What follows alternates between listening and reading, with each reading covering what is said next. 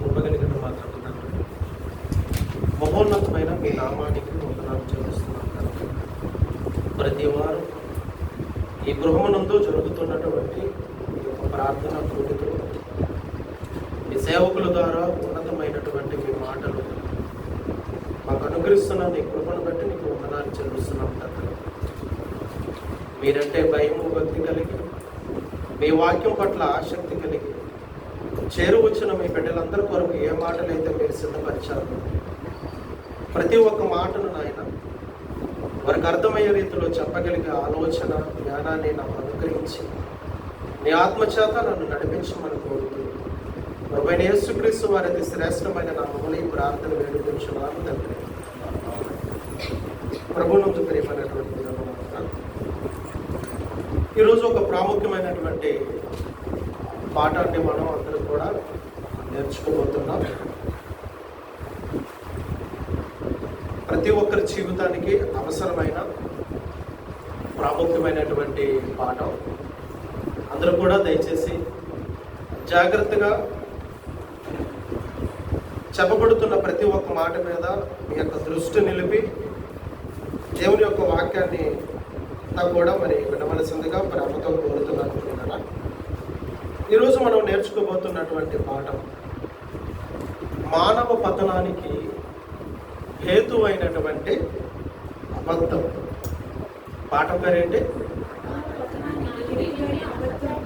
మనుషులు పతనమైపోవడానికి ప్రధానమైనటువంటి కారణం ఏంటంట? అబద్ధం అంట. నిజమేనా? మనుషుల యొక్క జీవితాలు, మనుషుల యొక్క కుటుంబాలు, ఈ సమాజం నాశనం అయిపోవడానికి గల కారణం యుద్ధాల గురించి దేవుడు చెప్పలేదు, కొట్లాట్ల గురించి చెప్పలేదు,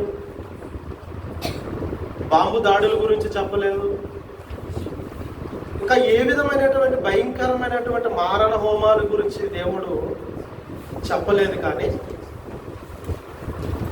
ఎలాంటి ప్రాణ నష్టం కలగకుండా, ఎలాంటి మారణ హోమాలు సమాజంలో జరగకుండానే, దేశాలకి దేశాల మధ్య ఏ రకమైనటువంటి యుద్ధాలు జరగకుండానే, ఎదుటి వ్యక్తికి రక్తం చిందించకుండానే, ఎదుటి వ్యక్తికి కనీసం నొప్పి కూడా లేకుండానే మనిషి యొక్క జీవితం అనేది ఎలా పతనమైపోతుందనంటే అబద్ధము ద్వారా.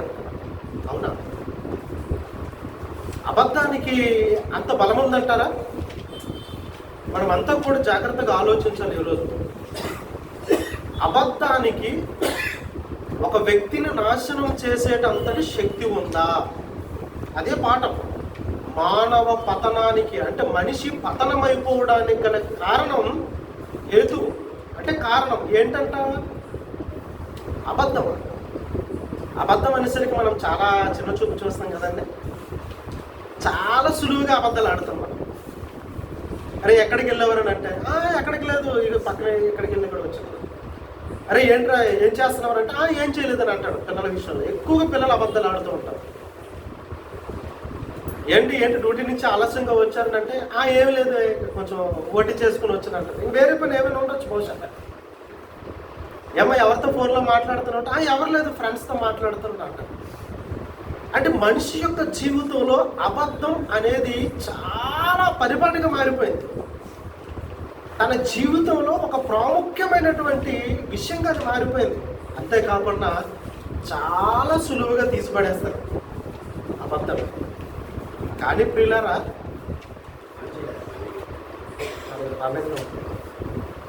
చూడు విక్రమ్, కానీ ప్రియులారా, ఆ అబద్ధం ఎంత ప్రమాదకరమైనదనంటే అబద్ధమాడే ఆ మనిషికి తెలియదు, అబద్ధాలు విని మోసపోయిన ఈ మనుషులకి తెలియదు, అబద్ధాలనే నమ్మి వాటిలోనే బ్రతుకుతున్న వాళ్ళకి తెలియదు.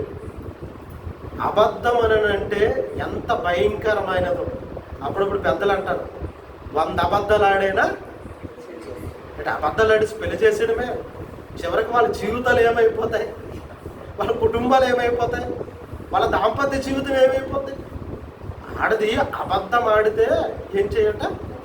అతికినట్టు ఉండాలంట. అబ్బా, ఈ సామెతలంటే మనకి తెలుసు. అంటే ఒక అబద్ధం అనేది మనిషి యొక్క జీవితంలో ఎంత ప్రాముఖ్యమైనటువంటి ఆ పాత్ర పోషిస్తుందని అనేది ఈరోజు మనకి అర్థం కావాలి. అలాంటి అబద్ధమే ఒక వ్యక్తి జీవితం, కుటుంబ సభ్యుల యొక్క బ్రతుకులు, వాళ్ళ జీవన విధానాలు, చివరికి మానవ సమాజాన్ని ఎలా పతనం చేస్తుందని అనేది ఈరోజు దేవుడు మనతో ఈ అబద్ధం వెనక ఉన్నటువంటి రహస్యాన్ని దేవుడు మనకందరికి కూడా చెప్పాలనుకుంటున్నాడు పిల్లలు. దీని గురించి బహుశా ఆ క్రైస్తవులైన వాళ్ళు కూడా ఎక్కువ శాతం తెలియకపోవచ్చు. ఎందుకనంటే క్రైస్తవులైన వాళ్ళు అబద్ధాలు ఆడరు. సేవకుడు మొదలుకొని విశ్వాసం వరకు కూడా ప్రతి ఒక్కరు కూడా అబద్ధాలు ఆడతారు. ఎందుకంటే చాలా టేక్ ఇట్ ఈజీ, చాలా సునాయాసంగా తీసుకుంటారు అబద్ధాన్ని. ఎంత సునాయాసంగా తీసుకుంటారు అనేది మనకందరికి కూడా అనుభవాలు ఉన్నవి. అవన్నీ కూడా ఎవరైనా కూడా అబద్ధం ఇంతవరకు నేను ఆడలేదంటే పలాని విషయంలో అనేవాళ్ళు పని ఎవరైనా ఉన్నామా? సరదాకైనా అబద్ధం ఆడతాం మనం. ఏంట్రా అలాగా ఆలోచిస్తున్నాం అంటే ఏదో ఆలోచిస్తాడు మొత్తానికి, కానీ చెప్పడు. ఏం లేదండి నేను అంటాను. అంతే కదండి అబద్ధం అంటే. అబద్ధం అనేది ప్రియులారా, అది ఎంత ప్రమాదకరమైనదో, ఆ వ్యక్తి యొక్క జీవితాన్ని ఎలా నాశనం చేస్తుందని అనేది దేవుడు బైబిల్ గ్రంథంలో ఎన్నో జాగ్రత్తలు రాయించాడు పిల్లారా. అబద్ధం ఆడటం వల్ల ఎన్ని కుటుంబాలు పతనమైపోయాయో, ఎంతమంది జీవితాలు నాశనం అయిపోయాయో, ఎంతమంది దేవునికి దూరం అయిపోయి నిత్య నరకాగ్ని గుండానికి జారిపోయారు అనేది ఈరోజు ఈ పాఠం ద్వారా మనం నేర్చుకోబోతున్నాం.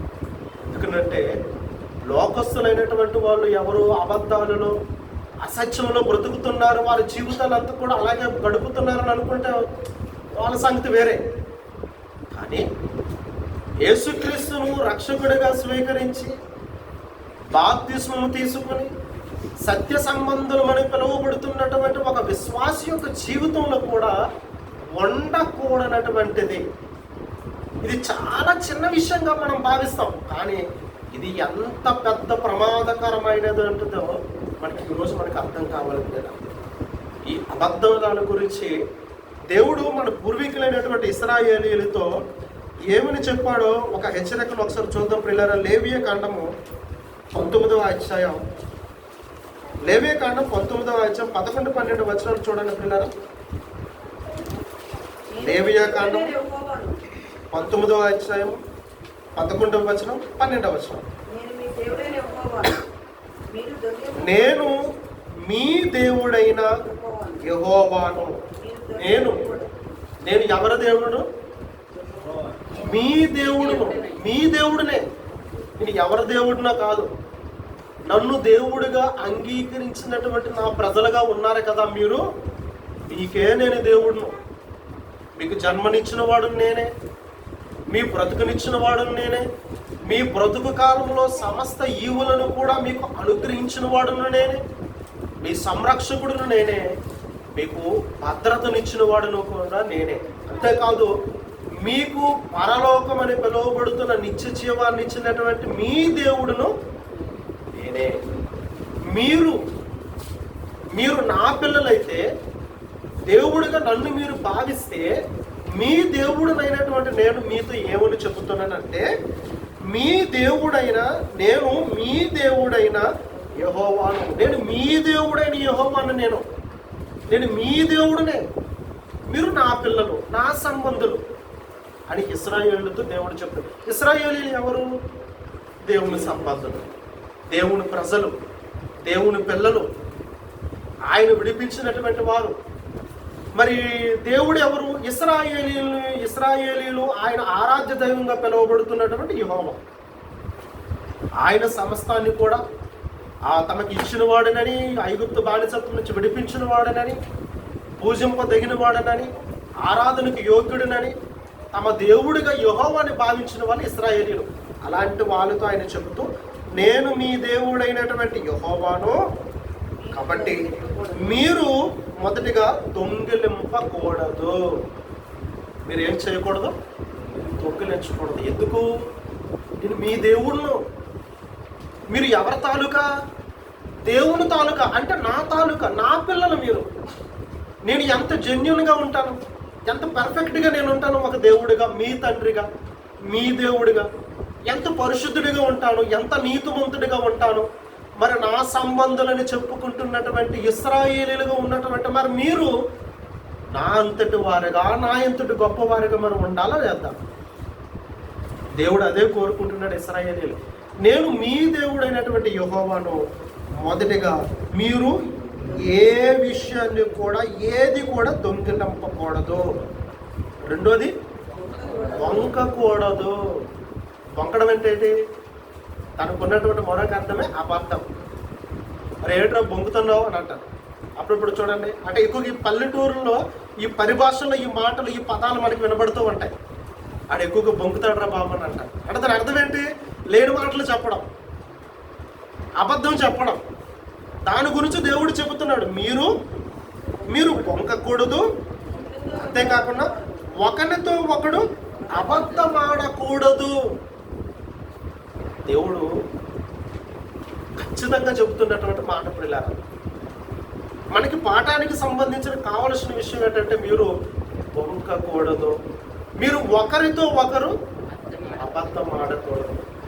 భర్త భార్యతో అబద్ధం ఆడకూడదు, భార్య భర్తతో అబద్ధం ఆడకూడదు, తల్లిదండ్రులు పిల్లలతో అబద్ధం ఆడకూడదు, పిల్లలు తల్లిదండ్రులతో అబద్ధాలు ఆడకూడదు. ఇది దేవుడు చెప్పినటువంటి మాట, ఆయన ఇచ్చినటువంటి ఆజ్ఞ, శాసనం. ఆయన నోటి నుండి ఏ మాట వచ్చినా కూడా అది ఆజ్ఞగానే దేవుడు ఇచ్చాడు పిల్లలు. ఆయన అన్నాడు బొంకకూడదు. రెండోది ఏంటంట, ఒకరితో ఒకడు అబద్ధమాడకూడదు. ఏ విషయంలోనైనా, మాట్లాడే విషయంలో, బట్టలు కొనుక్కునే విషయంలో, వస్తువులు కొనుక్కునే విషయంలో, ప్రయాణ విషయంలో, ఆహారం విషయంలో, సకల విషయాలన్నింటిలో కూడా నీవు నీ పిల్లలతో ఏమి చెప్పినా నిజమే చెప్పాలి. నీ తల్లిదండ్రులతో నువ్వు ఏం చెప్పినా నిజమే చెప్పాలి. నీ భర్తతో నువ్వు ఏం మాట్లాడినా కూడా నిజమే మాట్లాడాలి, అబద్ధం మాట్లాడకూడదు. నీ భార్యతో నువ్వు ఏం విషయం చెప్పాలనుకుని కూడా నువ్వు నిజమే చెప్పాలి, ఏది కూడా నువ్వు దాయకూడదు. ఎందుకంత ఖచ్చితంగా ఈ అబద్ధాన్ని గురించి దేవుడు చెప్పవలసిన అవసరం ఏముందండి? దేవుడే సాక్షాత్తు సర్వ సృష్టికర్త అనే దేవుడే ఒక అబద్ధాన్ని మనం మరిచిపోయి చాలా సునాయాసంగా మాట్లాడుతున్నటువంటి ఒక చిన్నపాటి విషయం అని మనం అనుకుంటాం, మనం భావిస్తాం. కానీ మనం ఏదైతే చిన్న విషయంగా భావించి దాన్ని విడిచిపెట్టేస్తున్నామో, పట్టించుకోకుండా వదిలేస్తున్నామో, దాన్నే ఆయన పట్టుకున్నాడు. మీరు పొంకకూడదు. రెండవది, ఒకరితో ఒకరు అబద్ధం ఆడకూడదు అని చెబుతున్నాడు. ఒకరితో ఒకరు అబద్ధం ఆడకూడదు. నా నామమును బట్టి అబద్ధ ప్రమాణమును నీవు చేయకూడదు. నా నామమును బట్టి అబద్ధ ప్రమాణం ఒట్లేసేస్తుంటారు చాలా మంది. భార్య భర్తల మధ్య ఈ వైపు కూడా ఉంటుంది. ఒట్టు నన్ను నమ్మవా, నన్ను నమ్మవా, అంతేలే అని చెప్పేసాను.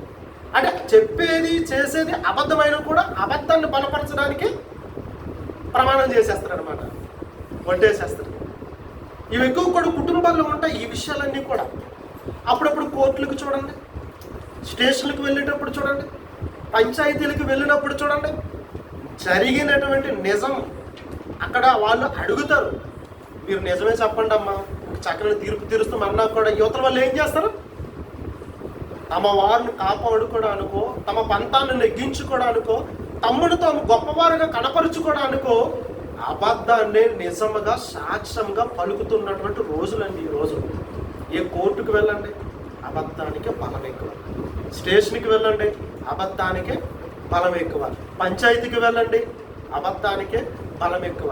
ఎక్కడ ఏ గవర్నమెంట్ ఆఫీసులకు వెళ్ళండి, ఏ ప్రైవేట్ ఆఫీసులకు వెళ్ళండి, ఏ హాస్పిటల్కి వెళ్ళండి, ఎక్కడైనా కూడా అబద్ధానికి చోటు లేనటువంటి స్థలం లేకపోతే నివాసం ఎక్కడ కూడా లేకపోయినా అంత బలంగా ప్రతి ఒక్కరి జీవితంలో ఇది పనిచేసుకుంటూ వెళ్ళిపోతుంది అబద్ధం. అందుకే దేవుడు అంటున్నాడు, నా నామమును బట్టి నువ్వు ఇంక ఎవరి మీద, నువ్వు నీ భార్య మీద, నీ పిల్లల మీద ప్రమాణం చేసి నువ్వు అబద్ధం చెప్పేస్తావేమో, కానీ నా నామమును బట్టి మాత్రం నీవు అబద్ధం. కొంతమంది దేవుడు తోడండి నేను వేస్తాను. ఎవరు తోడంట? దేవుడు తోడండి. అని అంటారు. పిల్లలు తోడండి, మా ఆవిడ తోడండి, బైబిల్ తోడండి. ఎక్కువ ఈ క్రైస్తవులని ఇవన్నీ ఉంటాయంట. దేవుడి తోడు అంటారు, బైబిల్ తోడు అంటారు. ఇవన్నీ చెప్పినప్పుడు ఇప్పుడు ఏమని నిజం చెప్తారా? నిజాలు చెప్పాలి, అబద్ధాలే. అందుకే దేవుడు ఖచ్చితంగా అంటున్నాడు, నా నామమును బట్టి అబద్ధ ప్రమాణము చేయకూడదు. ఈ అబద్ధ ప్రమాణాలన్నీ కూడా ఎక్కడ కనబడతాయి? ప్రతి 5 సంవత్సరాలు కూడా సార్వత్రిక ఎన్నికలు జరుగుతాయి ప్రతి రాష్ట్రాల్లో కూడా. అప్పుడు వాళ్ళు అధికారానికి వచ్చేటప్పుడు గవర్నర్ గారి చేత ప్రమాణ స్వీకారోత్సవాన్ని చేయిస్తారు. గవర్నర్ గారు ఎమ్మెల్యేల ద్వారా, ముఖ్యమంత్రి గారి ద్వారా. అప్పుడు వారు ఏం చేస్తారు? దేవుని ఎదుటి నేను నిజమే చెబుతున్నాను, అబద్ధము చెప్పును, దేవుని ఎదుటి ప్రమాణం చేసి ఏంటంట, రాగద్వేషాలకు అతీతంగా, తన పర భేదాలు లేకుండా ఈ రాష్ట్రంలో ఉన్నటువంటి ప్రజలందరూ కూడా, నా ఈ నియోజకవర్గంలో ప్రజలందరికీ నేను న్యాయం చేకూరుస్తానని దైవ సాక్షిగా, ఎవరి సాక్షిగా అంట, దైవ సాక్షిగా నేను ప్రమాణం చేయుచున్నాను. ఈరోజు ప్రమాణ ఉత్సవంలో పాల్గొన్నటువంటి ఎమ్మెల్యేలు, మంత్రులు, ముఖ్యమంత్రులు వీళ్ళందరూ చూడండి ఎవరి సాక్షిగా ప్రమాణం చేశారు? నా నామమును బట్టి అబద్ధ ప్రమాణము. వీళ్ళందరూ కూడా ఈరోజు చేసే ప్రమాణాలన్నీ కూడా పచ్చి అబద్ధాలండి. తన పార్టీ వాడికి ఒక న్యాయం, అపోజిషన్ పార్టీ వాడికి ఒక న్యాయం. తన ఇంటి వారికి అయితే కాపాడుకుంటాడు, పరాయి ఇంటి వాడిని అయితే బయట పెడుతూ ఉంటాడు. ఈరోజు రాజకీయ నాయకుల్లో కనబడట్లేదా? రాష్ట్ర ప్రభుత్వాల్లో కనబడట్లేదా? కేంద్ర ప్రభుత్వాల్లో కనబడట్లేదా? దేవుని పేరట వీళ్ళందరూ కూడా ప్రమాణాలు చేసిన వాళ్ళే. చివరికి సంఘాలలో కూడా ప్రెసిడెంట్ గానో, వైస్ ప్రెసిడెంట్ గానో, సెక్రటరీ గానో, జాయింట్ ట్రెజరర్లు గానో వీళ్ళు కూడా ప్రమాణాలు ఉంటాయండి. కొన్ని సంఘాల్లో వీళ్ళు కూడా మాటిస్తారు, నేను సంఘాన్ని క్రమమైన పద్ధతిలో నడిపిస్తానని, ఏ విధమైనటువంటి పక్షపాత ద్వారాను చూపించనని వీళ్ళు కూడా మాటిస్తారు. కానీ అప్పుడప్పుడు వీళ్ళు వాళ్ళ తరపున వస్త్రాలు పలుకుతారు, అవతల వాళ్ళ తరపున పక్షపాతం చూపిస్తారు. ఎవరు? నేను మీ దేవుడైనటువంటి యెహోవాను. ఏ దేవుడినైతే వాళ్ళు దేవుడిగా భావించి వాళ్ళు ఆరాధిస్తున్నారో అలా ఆరాధింపబడుతున్నటువంటి ఆ దేవుని సంబంధులైనటువంటి వారితో దేవుడి మాట చెప్తున్నాడు. దేవునని, నేను మీ దేవుడైనటువంటి యెహోవాను. 11వ వచనంలో, మీ దేవుడైన యెహోవాను, మీరు దొంగిలింపకూడదు, బొంకకూడదు, ఒకరితో ఒకడు అబద్ధమాడకూడదు, నా నామమును బట్టి అబద్ధ ప్రమాణమును చేయకూడదు. మీరు బొంకలకూడదు, ఒకరితో ఒకరు అబద్ధాలు ఆడకూడదు. అంతేకాకుండా నా నామాన్ని బట్టి మీరు అబద్ధ ప్రమాణం ఎట్టి పరిస్థితుల్లో కూడా మీరు చేయకూడదు. ఎందుకు దేవుడు ఒకే మాటను ఇన్నిసార్లు కూడా ప్రస్తావించడానికి గల కారణం ఏంటి? అంటే అబద్ధం అంటే అంత ప్రమాదకరమైనదా? అబద్ధానికి అంత బలం ఉందా అంటే మనం అంటాం అబద్ధాన్ని అసలు పట్టించుకో మనం. కానీ దేవుడు ఏ అబద్ధం మూలంగానైతే సర్వ సమాజం అంతా కూడా నాశనం అయిపోతుందో వాళ్ళందరికీ కూడా కనువిప్పు కలిగించడానికే అబద్ధం వెనక ఉన్నటువంటి భయంకరమైనటువంటి ప్రమాదాన్ని దేవుడు చెప్పాలనుకుంటున్నాడు. అందుకే అంటున్నాడు యేసుక్రీస్తు వారి ద్వారా కూడా ఏమని, మత్తయి రాసిన సువార్త 5వ అధ్యాయం 37వ వచనం చూడండి. యేసుక్రీస్తు ప్రభుల వారు ఏమంటున్నారు? మత్తయి సువార్త 5వ అధ్యాయం 37వ వచనం, మీ మాట అవునంటే అవును, కాదంటే కాదునని ఉండవలను. చూడండి, మీ మాట మాట్లాడుతున్నావా? నిజమైతే నిజం అని చెప్పు, లేదా అబద్ధమా? అబద్ధం అని చెప్పు. నీ మాట అవునంటే అవునని చెప్పు, లేదా కాదంటే కాదని చెప్పు. అవునన్నటువంటిది కాదని చెప్పకు, కాదన్న దాన్ని అవునని చెప్పు. మీ మాట ఎంత ఖచ్చితంగా ఉండాలో చెప్తున్నాడు చూడండి యేసుక్రీస్తు ప్రభుల వారు కూడా. అంటే ఒక విశ్వాసి తన యొక్క జీవితంలో, ఏ వ్యక్తి అయినా కూడా, విశ్వాసి కాకపోయినా ఏ వ్యక్తి అయినా కూడా తన జీవితంలో ఎంత పర్ఫెక్ట్గా తన నోటి నుండి వస్తున్నటువంటి మాట విషయంలో జాగ్రత్తలు తీసుకోవాలని దేవుడు చెబుతున్నాడు. ఈ మాట అవునంటే అవునండి. కొంతమంది చూడండి, ముందుకు మాట అంటారు, వెంటనే మాట మార్చేస్తుంటారు. మన దగ్గర ఒక మాట ఆడతారు, ఇంకొకరి దగ్గర ఇంకొక మాట మాట్లాడతారు. మాట మీద నిలబడరు కొంతమంది. ముందు మాట ఇస్తారు రాజకీయ నాయకులకు, తర్వాత ఒట్టి తీసి గట్టు మీద పెడతారు. ముందు మాట ఇస్తారు, తర్వాత మాట తెప్పిపోతూ ఉంటారు. అలా ఉండకూడదు అంటున్నాడు. లోకస్తులు అలా బ్రతుకుతున్నారంటే అది వేరే. కానీ దైవ సంబంధమైనటువంటి విశ్వాసులుగా పిలువబడుతున్నటువంటి ఒక క్రైస్తవుని యొక్క జీవితం ఎలా ఉండాలంటే, నీ మాట అవునంటే అవును, లేదా కాదంటే చేయగలవా, చేయగలనని చెప్పు. చేయలేవా, చేయలేనని చెప్పు. ఇవ్వగలవా, ఇవ్వగలనని చెప్పు. ఇవ్వలేవా, ఇవ్వలేనని చెప్పు. నువ్వు ఇది మాట్లాడావా, మాట్లాడానని చెప్పు. మాట్లాడలేదా, ఆడలేదని చెప్పు. నీ మాట అంత ఖచ్చితంగా ఉండాలి.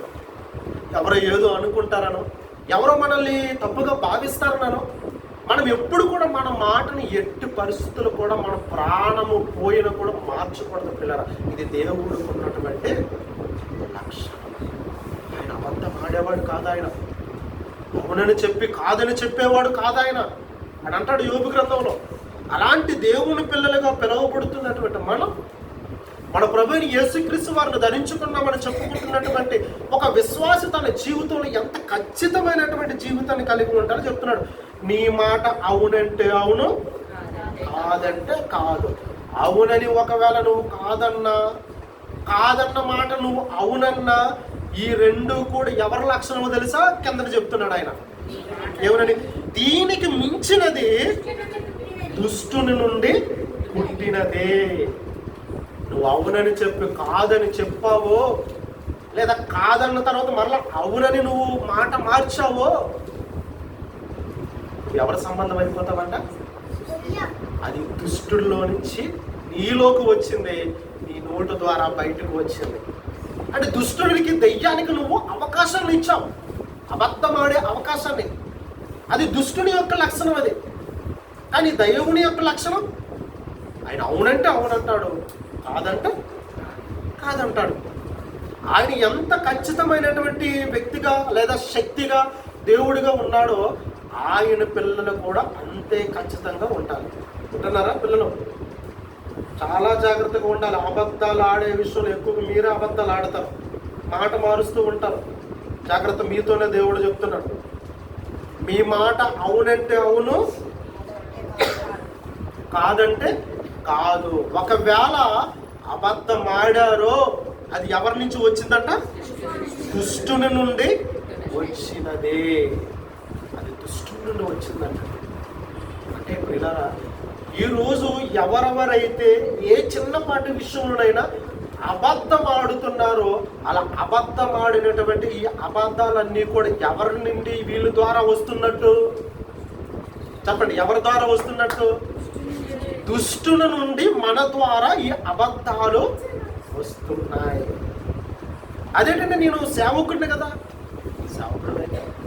నేను విశ్వాసమే కదా, విశ్వాసం అయితే నేను ఎప్పుడు ప్రార్థన చేస్తాను కదా, నేను ఎప్పుడు కుదరదు. ఏ చిన్న అబద్ధం మన నోటి నుండి వచ్చినా కూడా అది దుష్టుని నుండే వచ్చినదే. అందుకే ప్రభు అంటున్నాడు, ఒకసారి చూడండి, యోహాను సువార్త 8:44 వాడు ఆ అబద్ధం విషయంలో ఎలాంటి ప్రధానమైనటువంటి పాత్రను పోషిస్తున్నాడో. యోహాను సువార్త 8:44 చూడండి. ఈ అబద్ధాలు ఆడే వారు అందరి విషయంలో దేవుడు చెబుతున్నాడు, మీరు ఎవరు? ఈ అబద్ధాలు ఆడేవారు, అబద్ధాలు సాక్ష్యాలు చెప్పేవారు, మాటలు బొంకేవారు, వీళ్ళందరి గురించి కూడా దేవుడు చెబుతున్నాడు. అలాంటి వారు మీరు మీ తండ్రి యొక్క అపవాది సంబంధులు. ఎవరు? నరహంతకుడు గురించి చెప్పట్లేదు ఇక్కడ, దోపిడీగాళ్ళ గురించి చెప్పట్లేదు, హత్యలు చేసే వాళ్ళ గురించి చెప్పట్లేదు, మానభంగాలు చేసే వాళ్ళ గురించి చెప్పట్లేదు. ఏదైతే మన జీవితంలో చిన్నది అని మనం విడిచిపెట్టేసామో దాన్నే ఆయన రేస్ చేస్తున్నాడు, దాన్నే ఆయన తారాస్థాయిలో చూపిస్తున్నాడు. ఏమని? మీరు మీ తండ్రి యొక్క అపవాది సంబంధులు, మీ తండ్రి యొక్క దురాశలని మీరు నెరవేర్చగోరుచున్నాడు. ఆది నుండి వాడు నరహంతకుడై ఉండి సత్యమందు నిలిచిన వాడు కాడు. ఆది నుండి వాడు నరహంతకుడు వాడు. అంతేకాదు, వాడు అసలు సత్యమందు వాడు నిలిచిన వాడు కాదు. వాడు సత్యమందు నిలిచిన వాడు కాడు, వాని యందు సత్యమే లేదు. ఎవరిలో సత్యం లేదంట, నిజం లేదంట, అది అంట. అదేమి నిజం చెప్తాడంటే ఆది నుండి అన్నాడు. చూడండి, ఆది అనేసరికి ఇప్పుడు మనకు గుర్తొచ్చింది అక్కడ ఇద్దరు భార్యాభర్తల యొక్క జీవితం. ఆదాము వాడిని ఏం చేశాడు? ఏమీ చేయలేదు, జస్ట్ అబద్ధం ఆడాడంతే. చిన్నదని మనం భావిస్తాం, ఆ చిన్నపాటి అబద్ధమే వాళ్ళ జీవితాలు, వాళ్ళ బ్రతుకులన్నీ కూడా ఏమైపోతాయి? తలక్రిందులు అయిపోయాయి. దేవుని సన్నిధికి దూరం అయిపోయారు, శాపగ్రస్తులుగా మిగిలిపోయారు వాళ్ళు. ఎవరు? ప్రారంభ కుటుంబీకులైనటువంటి భార్యాభర్తలు ఇరువురు కూడా ఒక చిన్నపాటి అబద్ధాన్ని వాళ్ళు విన్నారు, దాన్నే నమ్మారు. అలా నమ్మపలికిన వాడు ఎవడు? అపవాది. వాడు ఏం చేశాడంట? ఆది నుండి వాడు నరహంతకుడు ఉండి సత్యమందు నిలిచిన వాడు కాడు, వాని యందు సత్యమే లేదు. వాడు అబద్ధమాడినప్పుడు తన స్వభావమును అనుసరించి మాట్లాడును. కొంతమంది కూడా చూడండి, అబద్ధాలు ఆడేటప్పుడు చాలా తెలివిగా మాట్లాడుతుండే. వాళ్ళ స్వభావం అంటే వాళ్ళకు ఉన్నటువంటి టాలెంట్ అంతా చూపిస్తూ ఉంటారు. అది ఎవరు పసిగట్టలేదండి. ఏంటి ఇంత తెలివిగా కూడా అబద్ధం ఆడొచ్చా? అది అబద్ధం ఆడటంలో నేర్పరతనం కలిగిన వాళ్ళకి అర్థమవుతుంది. అది అమాయకులైన వాళ్ళకి, అప్పుడప్పుడు చిన్నపాటి అబద్ధాలు ఆడే వాళ్ళకి అది తెలియదు. ఎక్కువగా వ్యాపారస్తుల్లోనూ ఉద్యోగస్తుల్లోనూ ఇలాంటివన్నీ కూడా ఉంటాయండి. ఎక్కువగా వ్యాపారస్తులు ఆ వస్తువు అమ్ముడు పోవడానికి ఎన్ని మాటలు చెప్తాడండి. కాజు ఒక మార్కెట్ సెంటర్కి వెళ్తే మనకు అర్థమవుతుంది. ఆ వస్తువు ఒక పండు కావచ్చు, కాయ కావచ్చు, వస్తువులు కావచ్చు, ఏదైనా అది అమ్ముడు పోవడానికి ఎన్ని మాటలు చెబుతాడండి. తన భార్యకైనా అంత ప్రేమగా ఎప్పుడు మాట్లాడి ఉండడేమో తన ఇంట్లో ఉన్న వాళ్ళకి, కానీ వచ్చిన కస్టమర్ విషయంలో అన్ని మాటలు చెప్తాడండి. చాలా తీయగా ఉంటాయి అని చెప్తాడు. ఇంటికి వెళ్ళేసరికి అన్నీ చేదే. ఏంటి పండు కావచ్చు, కాయలు కావచ్చు, ఇది మంచి నాణ్యమైనదంటే అంటారు. వాటర్లో ముంచెలా తీసుకు రంగంతా చూసారా? తమ స్వభావమును అనుసరించి వారికి ఉన్నటువంటి నేర్పరతనం, టాలెంట్ అనేది చాలా తెలివిగా మాట్లాడతారండి. అబద్ధం ఆడే విషయంలో కూడా ఎవ్వరు కూడా పసిగట్టలేనంత టాలెంట్ పరులు కూడా ఉంటారండి. అసలు అది అబద్ధం అనే విషయం కూడా అసలు తెలియదు. అంత తెలివిగా జాగ్రత్తగా అబద్ధం ఆడుతారు. నిన్ను అంతగా నమ్మిస్తాడు. ఒక నిజమైనా కూడా అంత బలం ఉండదేమో కానీ ఆ మాట, ఆ సందర్భంలో ఆ అబద్ధాన్ని అంత బలంగా నిన్ను నమ్మిస్తాడు. అదేంటి అపవాదికి ఉన్నటువంటి తెలివి. వాడు ఏం చేస్తాడంట? తన స్వభావమును అనుసరించియే వాడు ఏం చేస్తాడంట? స్వభావమును అనుసరించే వాడు మాటలాడును. ఎంత తెలివిగా మాట్లాడాడండి ఒక అబద్ధం. ఏంటి దేవుడు అసలు యాక్చువల్గా ఆ సాతానికి తెలియదంట పండు ఎక్కడ ఉందో, కానీ వాళ్ళ చేతే మంచి చెడులు తెలివినిచ్చే ఆ వృక్షం ఎక్కడ దేవుడు వేయించాడో వాళ్ళ నోటుంటే చెప్పించాడు. అక్కడ బైబిల్లో ఆ సన్నివేశాన్ని మీరు జాగ్రత్తగా చదవండి. వాడు చెప్పలే ఫలానా చోట మంచి చెడులు తెలివినిచ్చే వృక్ష ఫలము కలిగినటువంటి చెట్టు ఉందని వాడు చెప్పలేదు.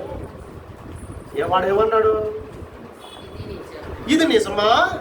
ఈ తోట చెట్ల ఫలములన్నింటిలో ఏన్ని కూడా దేవుడు మిమ్మల్ని తినొద్దన్నాడా అని అన్నాడు. ఇప్పుడు అలాగనేసరికి ఆటోమేటిక్గా అపోజిషన్లో ఉన్న వాళ్ళు ఏం చెప్పేస్తారు? నిజమే కదా చెప్తారు. ఏంటి మొన్న నువ్వేంటి 10 మందిని కొట్టావంటే ఏంటి సంగతి అని అన్నారు అనుకోండి. అరే బాబు నేను 10 మందిని కొట్టడం ఏంటారు బాబు, ఒక్కడనే నేను కొట్టున్నాను, ఆటోమేటిక్గా నిజం చెప్పేద్దని చెప్పావా? అలా చెప్పారండి వాళ్ళు.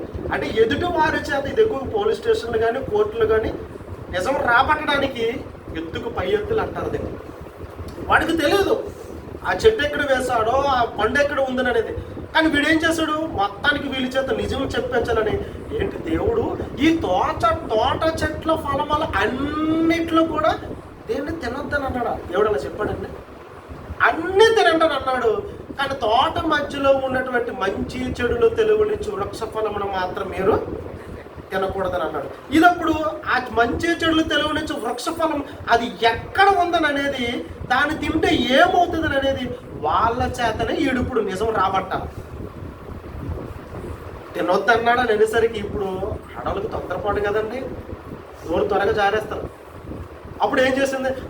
లేదు లేదు లేదు లేదు, అన్నీ మేము తినొచ్చు, అదిగో అదిగో అదిగో ఆ తోట మధ్యలో ఒక చెట్టు ఉంది, ఆ చెట్టు ఫలములు మాత్రమే తినొద్దని చెప్పాడు. తినిన వెంటనే కూడా మేము చచ్చిపోతామని దేవుడు చెప్పాడు. మీరు చచ్చిపోతారా? కాదు కాదు, మీరు పండు తిన్న వెంటనే మీరు ఏమైపోతారంట?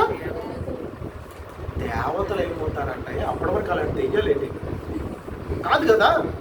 అప్పటికంటే వాళ్ళు దైవత్వంలోనే ఉన్నారు, వాళ్ళు దైవత్వపు లక్షణాల్లో వాళ్ళు ఉన్నారు. పాపం అంటే ఏంటి ఎరుగనటువంటి ఒక పవిత్రమైనటువంటి పరిశుద్ధమైన జీవితాలు కలిగి ఉన్నారు వాళ్ళు. కానీ అలాంటి వాళ్ళ చేత కూడా అబద్ధానికి చూడడానికి ఎంత వాడి స్వభావం తెలివి ఉంటుందో, అలాంటి వాళ్ళ చేత కూడా అబద్ధాన్ని నమ్మించాడు, పాపము చేయించాడు. లేదు అది తిన్న వెంటనే మేము చచ్చిపోతామని మా దేవుడు మాతో చెప్పాడంటే, ఊరకంటే మీరు అలాగ అంటారంటే, దేవుడు కూడా ఒక విషయం తెలుసు, ఆ పండు తింటే మీరు చావరు, మీరు కూడా దేవుడు అంతటి వారు అయిపోతారు, ఈ సంగతి దేవుడికి కూడా తెలుసు అని చెప్పి ఎంత కలరంగిచ్చిందండి. మొత్తానికి ఇది ముందు ఆడలో అబద్ధం ఆడితే అతికినట్టు, అతికినం కాదండి, అసలు అతికితూ కొన్ని కనబడతాయి, కొన్ని విషయాలు కొన్ని ఏంటంటే అసలు అంటించడం కూడా అది అతికినది స్టిక్కర్ అని తెలియడం కూడా కొన్ని ఉంటాయి. దానికంటూ గొప్పగా చెప్పాడండి అపవాద అబద్ధం. అది దేవునికి కూడా తెలుసని చెప్పాడు. మొత్తానికి అమ్మయ్య, అంతవరకు ఎప్పుడు చూస్తూ ఉన్నారు ఆ పళ్ళన్నీ కూడా. చెట్టు ఎక్కడుందో వీళ్ళకి తెలుసు, ఆ చెట్టు పొలాలు వీళ్ళకి తెలుసు కాబట్టి కదా అపవాదికి చెప్పారు. అంతవరకు ఆ చెట్టు ఫలమును చూసినటువంటి వాళ్ళు రాని ఫీలింగు ఎప్పుడైతే వీడు అబద్ధాన్ని చెప్పాడో, ఈ అబద్ధం ద్వారా అప్పుడు మరలా వెళ్ళి చూసిన తర్వాత వాళ్ళు ఎంతవరకు చూసిన చూపు కాక ఇక మీదట ఆ చూపులో ఫీలింగ్స్ అన్నీ మారిపోయాయి. తింటే దేవతలం అయిపోతామా? చావు రాదా? ఇది దేవుడికి కూడా తెలుసా? అయితే ఇప్పుడు ఎవరు అబద్ధం ఆడారు? దేవుడే అబద్ధం ఆడాడు. Very good. అయితే ఇప్పుడు మేము పండుని తినేవచ్చు. నాలో సగభాగం ఉన్నాడు కదా, ఎవరు? ఆదాము. నేను తిన్నది కాక మా ఆయన చేత కూడా కొంత తినిపించాలని చెప్పి శివుడు ఏం చేసింది? తిన్నది, కొన్ని పళ్ళు తిన్నది, తీసుకుంది, తన భర్త చేత కూడా తెలివి. వాడు తన స్వభావమును అనుసరించి చాలా తెలివిగా అబద్ధాలు ఆడతారు. అసలు మనకు అది తెలియదు, అది అబద్ధం అని.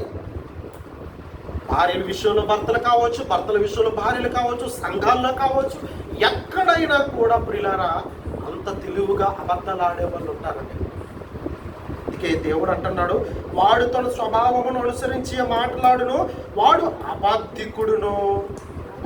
అసలు అబద్ధమునకు జనకుడునై ఉన్నాడు. జనకుడంటే ఎవరు? తండ్రి, జన్మనిచ్చిన వాడు. అంటే అబద్ధం అనేది ఈ సృష్టిలో పుట్టుకనిచ్చింది ఎవరంట? దేవుడా? అది కదండి, అపవాది.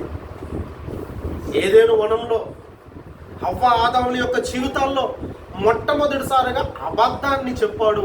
ఆ అబద్ధం మూలంగా వాళ్ళ బ్రతుకులు, వాళ్ళ జీవితాలన్నీ కూడా సర్వనాశనం అయిపోయాయి. సర్వనాశనం, దేవునికి దూరం అయిపోయారు వాళ్ళు.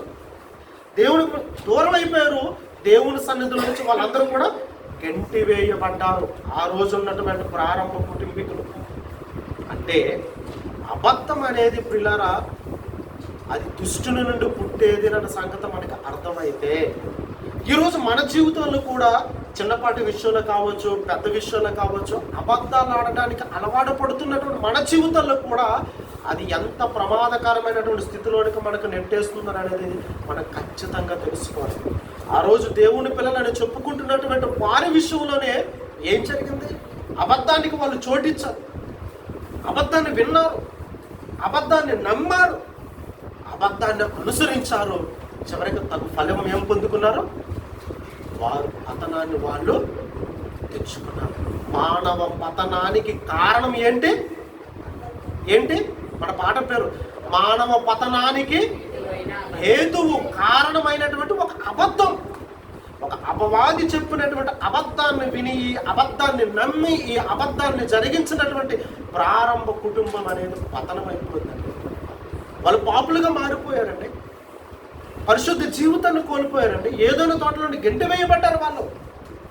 ఈరోజు మనం క్రీస్తుని అంగీకరించాం, రక్షణలోనికి వచ్చాం. రక్షణలోనికి వచ్చిన తర్వాత మన జీవితంలో కూడా ఒకవేళ అక్కడక్కడ ఏమైనా కూడా మనం ఏదైతే పట్టించుకోకుండా మనం విడిచిపెట్టేస్తున్నామో ఆ అబద్ధం విషయంలో కూడా మనము కూడా చాలా జాగ్రత్తగా ఉండాలంటే దేవుడు యేసుక్రీస్తును పంపించి ప్రపంచ మానవాళ్ళందరూ కూడా ఈ అబద్ధంలోనే బ్రతుకుతున్నారు. ఈ అబద్ధంలోనే వాళ్ళ బ్రతుకులు, వాళ్ళ జీవితాలన్నీ కూడా నాశనం అయిపోతున్నాయని దేవుడు ఏం చేశాడో తెలుసా? మన ప్రభు అయిన యేసుక్రీస్తు వారిని మన కొరకు పంపించాడంటే మన కొరకు ఎందుకు పంపించాడో తెలుసా? అసలు ఈ వచనాన్ని చూసిన తర్వాత అంటే నాకు చాలా ఆశ్చర్యం అనిపించిందండి. నేను ఇప్పటికి వచ్చి కూడా ఎన్నో సందర్భాల్లో ఈ వచనాన్ని చదివాను, కానీ ఈ విధానంలో ఈ వచనాన్ని చదవలేదు. డిసెంబర్ నెల వచ్చేస్తుంది కదండి. క్రీస్తు వారి రాక ఆంతర్యం, క్రీస్తు పుట్టిన పరమార్థం, క్రీస్తు ఎందుకు వచ్చాడు, ఈ లోకానికి దేనికి వచ్చాడు, ఈ క్రిస్మస్ హడావిడిలో ఉన్నటువంటి యావత్ క్రైస్తవ ప్రపంచం అంతా కూడా గుర్తించనది, గమనించినటువంటిది, తెలుసుకోనటువంటిది, ఎంతవరకు కూడా మరుగున పరిచినటువంటిది ఒక సందర్భం ఉంది. ఒక్కసారి అది కూడా చూద్దాం.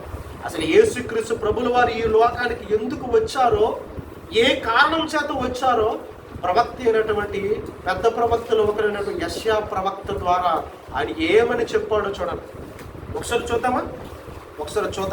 యెషయా గ్రంథం 63వ అధ్యాయం.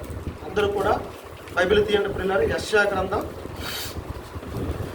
63వ అధ్యాయం 8వ వచనాన్ని జాగ్రత్తగా చదవండి పిల్లలు. యెషయా గ్రంథం 63వ అధ్యాయం 8వ వచనం. వారు నా జనులనియు, ఎవరు ఆయన జనులు? ఇశ్రాయేలీయులు, తను నమ్మినటువంటి వారు, తన యందు విశ్వాసం ఉంచినటువంటి వారు, తన పిల్లలుగా పిలువబడుతున్నటువంటి వారు నా జనులే. మనం అంటాం కదండి, నా పిల్లలు కాబట్టి నేను ఏదైనా పండగలనండి, నా పిల్లలు కాబట్టి నేను ఏదైనా ఇస్తానండి, వాళ్ళు నా పిల్లలు కదండి, వాళ్ళు కాకపోతే ఎవరికి ఇస్తాను అని మనం ఎలాగైతే అనుకుంటామో, దేవుడు కూడా పిల్లరా మన విషయంలో కూడా ఆయన ఎంత మంచి మనసును కలిగి ఉన్నారో ఇక్కడ చెబుతున్నారు. వారు నా జనులనియు,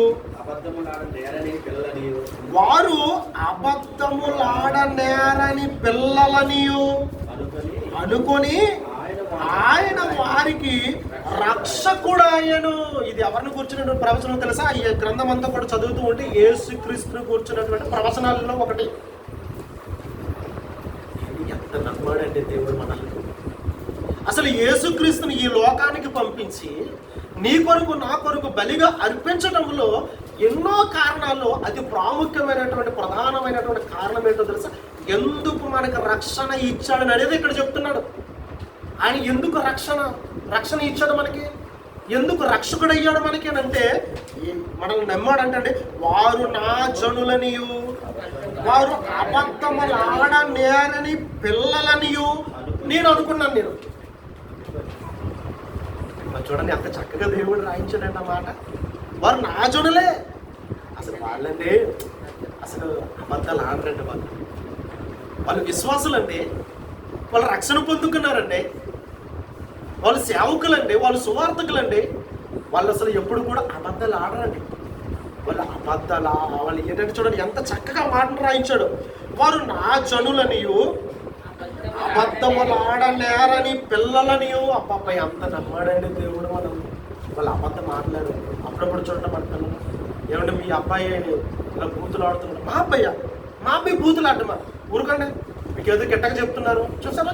మన పిల్లల మీద మనకు ఓవర్ కాన్ఫిడెంట్. మనకి మీ పిల్లడు ఏదో దొంగతనం చేశాడంటే మా పిల్లడా మీరేదో గిట్టగా చెప్తున్నారు మా పిల్లడు గురించి. అప్పుడప్పుడు మన పిల్లల్ని ఎవరైనా అంటే మన పిల్లగా కదండి అంటాం.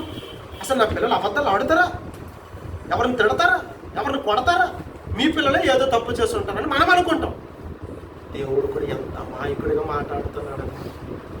వారు నా జనులనియో, నా జనులైనటువంటి నా పిల్లలు అబద్ధములాడనేరనియో నేను అనుకొని వారి కొరకు నేను ఏం ఇచ్చాను, వారికి నేను రక్షకుడినయ్యాను.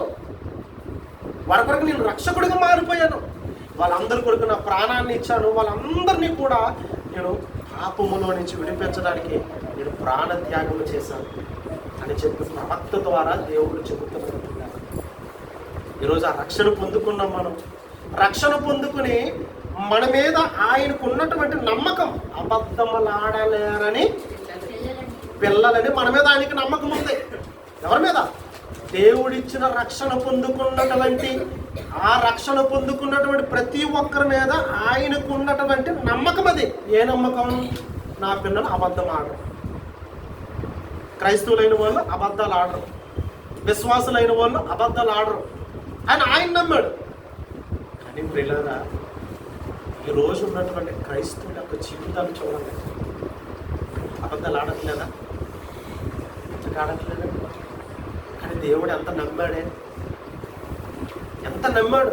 నా జనులు వాళ్ళు, నా జనులు అంటే నాకు జనింపబడిన వారు, అంటే నాకు పుట్టిన వారు, జన్మను పొందుకున్నవారు, నా జనులు, నాకు పుట్టిన వారు, నా పిల్లలు, వారు అబద్ధమాడనేరరు, వాళ్ళు ఎప్పుడు కూడా అబద్ధాలు ఆడరు అన్నంతగా నమ్మాడంట దేవుడు మనల్ని.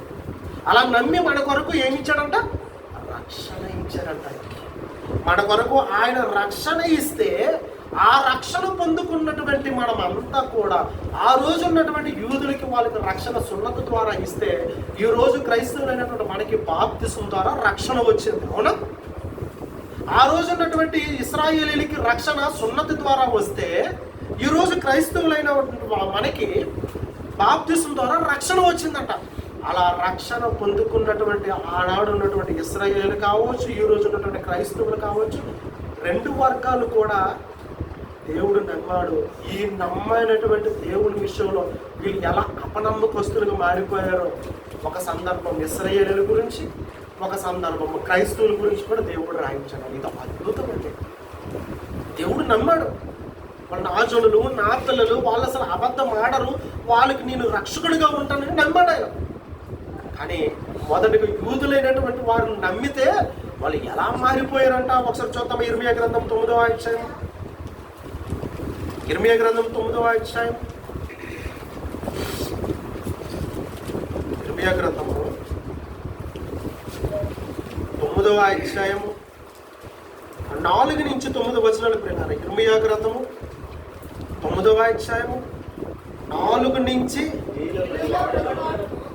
మీరు ప్రతి వాడును, చూడండి ఎవరితో చెబుతున్నాడు ఈ మాటలు? యూదులైనటువంటి ఇశ్రాయేలుతో దేవుడు చెబుతున్నాడు. అంతే కదండి సందర్భం. ఇర్మియా ప్రవక్త ద్వారా. ఇర్మియా ప్రవక్తలు అంటే వీళ్ళు ఏంటంటే కొంతకాలం తర్వాత బబులోను చెరకు వీళ్ళు వెళ్ళిపోబోతున్నారు. బబులోను చెరకు వెళ్ళిపోయే ముందు యూదుల యొక్క ఆధ్యాత్మిక స్థితి అనేది బాగోలేదు. వాళ్ళ కొరకు ప్రవక్తలను పంపించాడు. ఒక ప్రవక్తగా ఇర్మియా వచ్చాడు. మీ బ్రతుకులు బాగోలేదు, మీ జీవితాలు బాగోలేదు, ఇదిగో ఒక రాజ్యానికి మీరు బానిసలు అయిపోతారు, వాళ్ళు మిమ్మల్ని చెరకు తీసుకుని వెళ్ళిపోతారు, మీ బ్రతుకులు మీ జీవితాలను సరిచేసుకుంటానని ఇర్మియా ప్రవక్త ఎన్ని మాటలు చెప్పినా కూడా ఆ ప్రవక్త మాటను పెడ చెవిన పెట్టినటువంటి వాళ్ళే యూదులు.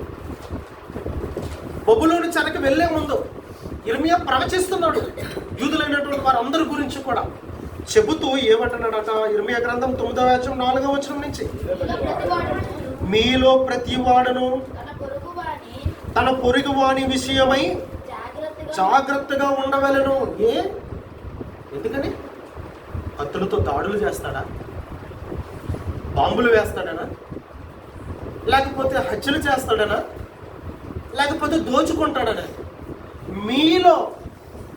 మీలో అన్యుల విషయంలో అనట్లేదు, శత్రువుల విషయంలో అనట్లేదు, పక్క రాజ్య సంబంధుల విషయంలో అనట్లేదు. ఎవరి విషయంలో జాగ్రత్త పడమంటున్నాడు దేవుడు? మీలో ప్రతి వాడును తన పొరుగువాని విషయమై జాగ్రత్తగా ఉండవలను. పొరుగు వాళ్ళంటే ఎవరు?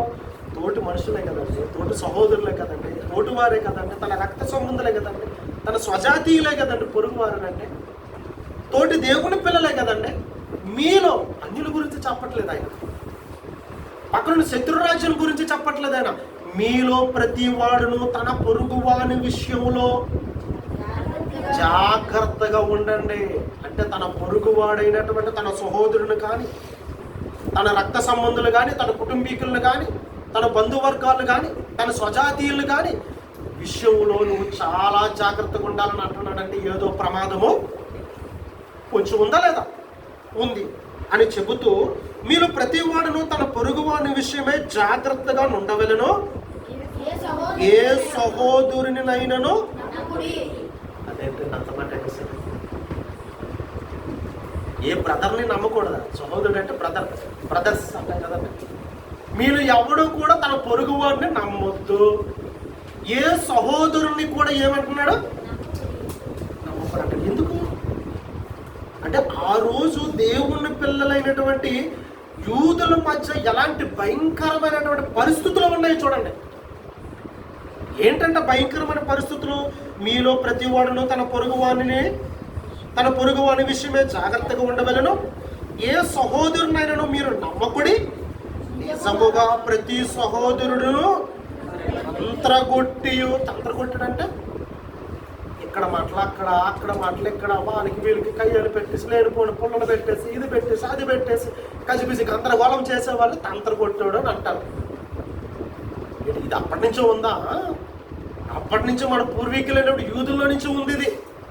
మీలో ప్రతి వాడును తన సహోదరుడు తంత్రగొట్టియు తన సహోదరుని యొక్క కొంప ముంచును.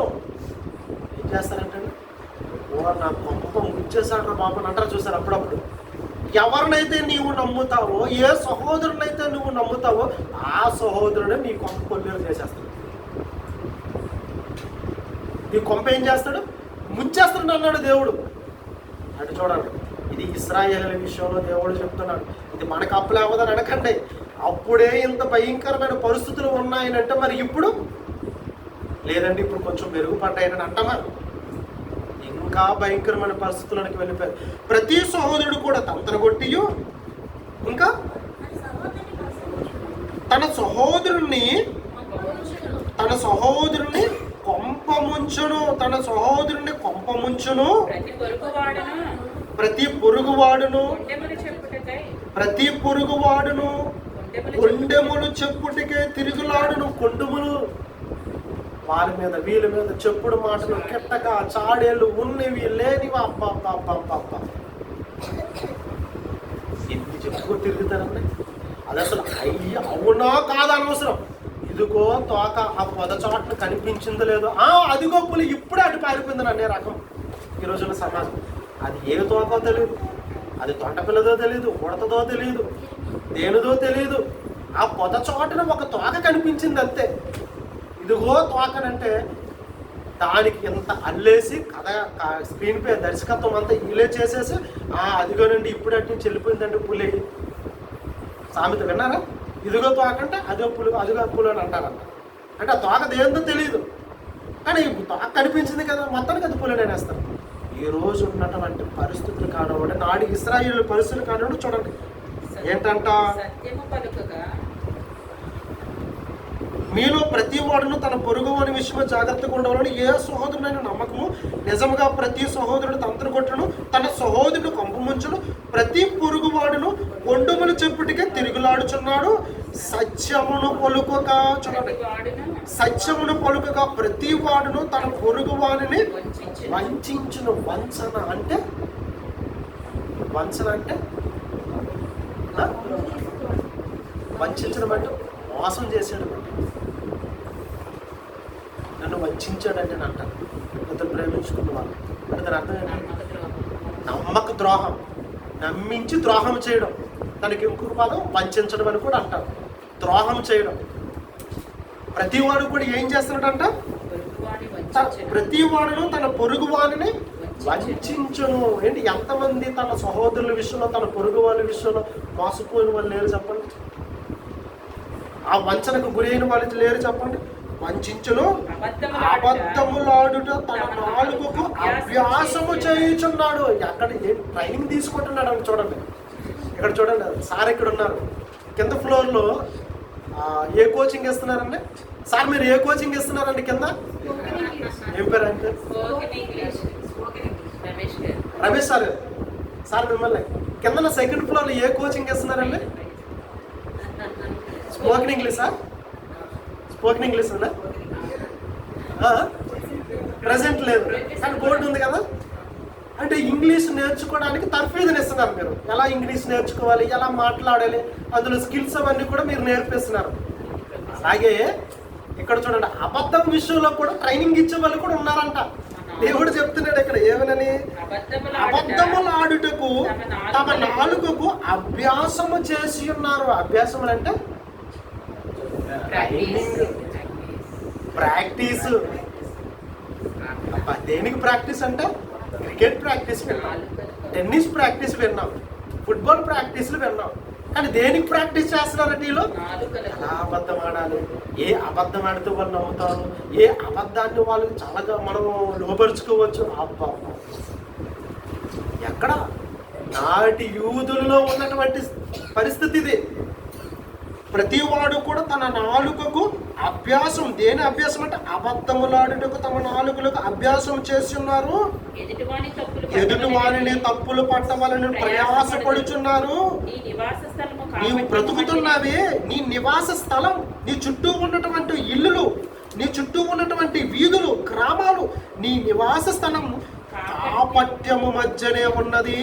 వారు కపటులనై నన్ను తెలుసుకున్న నొల్లుకున్నారు. ఇదే యెహోవా వాక్కు.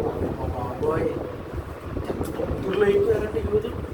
ఏ యూదులనైతే నమ్మాడో వీళ్ళు నా జనాంగమునని, వీళ్ళు అబద్ధం ఆడనేరనన్నటువంటి నా పిల్లలనని, వీరికి నేను రక్షణ ఇచ్చి ఉన్నానని ఏ యూదుల గురించి అయితే చెప్పాడో ఆ యూదులే అబద్ధం ఆడజాడని పిల్లలను నమ్మారు. ముందు మాటలు మనం చదువుకున్నాం కదండి. కానీ వీళ్ళు ఎలా మారిపోయారంటే, అయ్యో దేవుడా, అబద్ధం ఆడజాలని పిల్లలను మీరు అనుకున్నారు. వాళ్ళు ఏం చేస్తారు, అక్కడ ట్రైనింగ్ సెంటర్ ఓపెన్ చేస్తారు. వాళ్ళు అక్కడ ఏం ఓపెన్ చేశారు, కోచింగ్ సెంటర్ ఓపెన్ చేశారు. దేనికి? ఎలా అబద్ధం ఆడాలి, ఎలా ఎదుటివాడు పప్పు మంచాలి, ఎదుటివాడిని మోసం చేయాలి, ఎలా లోపరుచుకోవాలి. చూసారా, ఈ విషయాలన్నీ కూడా కోచింగ్లు ఇస్తున్నారంట. ఎవరు? యూదులైనటువంటి వారు. మరి ఎంత నమ్మి వారిని వారి వరకు రక్షకుడిని ఇచ్చాడే, రక్షించాడే, బానిసత్వం నుంచి విడిపించాడే, వారి పాప ప్రాయశ్చిత్తార్థం విషయంలో వాళ్ళకి సున్నతనిచ్చాడే, వాళ్ళందరూ ఏమైపోయారు? ఇప్పుడు క్రైస్తవుల దగ్గరకు వద్దాం. యేసుక్రీస్తునికి మన కొరకు ఇచ్చాడు ఆయన రక్షకుడిగా. బాప్తిసం తీసుకున్నాం, రక్షణ పొందుకున్నాం. మరి రక్షణ పొందుకున్నటువంటి బాప్తిసం పొందుకున్నప్పుడు ఈ క్రైస్తవులైనా కూడా, ఈ క్రైస్తవులు నమ్మే కదా తన ప్రభు, తన కుమారుడైనటువంటి మన ప్రభుని క్రీస్తుని లోకానికి పంపించాడు. మరి ఈ క్రైస్తవులైనా కూడా, ఈ క్రైస్తవులను నమ్మి ఆ రక్షణ కార్యక్రమం పొందుకున్నట్టు వీళ్ళైనా కూడా అబద్ధాలు ఆడుకుంటూ ఉంటున్నారా? లేదండి. ఏ క్రైస్తవుని అడిగినప్పుడు నేను అబద్ధం ఆడనండి అని అంటాడు, అబద్ధాలు ఆడిన అంటాడే. కానీ దేవుడు అబద్ధం ఆడిన ఇద్దరు భార్యాభర్తల గురించి దేవుడు అయ్యించాడు. వాళ్ళు క్రైస్తవులు, క్రైస్తవులైనటువంటి ఇద్దరు భార్యాభర్తలు అబద్ధం ఆడి ఏం చేశారంట, వారి యొక్క పతనాన్ని ఎలా కొని తెచ్చుకున్నారో చూడండి. మానవ పతనానికి కారణమైనటువంటి అతి చిన్నపాటి అబద్ధం వాళ్ళ బ్రతుకులు, వాళ్ళ జీవితాలను నాశనం చేసేసింది. చూద్దామా? మనకు తెలిసినటువంటి సందర్భం అపోస్తుల కార్యాలు 5వ అధ్యాయం మొదటి నుంచి అననీయ సప్పీరాల విషయంలో చూడండి. అందరూ తీసారా? అపోస్తుల కార్యాలు చివరిగా 2 మాటలు చూసుకొని మనం ముగించుకోవాలి. అపోస్తుల కార్యాలు 5వ అధ్యాయం.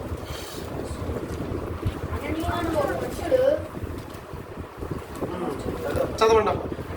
అననీయ అనే ఒక మనుష్యుడు తన భార్య అయినటువంటి సప్పీరాతో ఏకమై పొలమెమ్మను.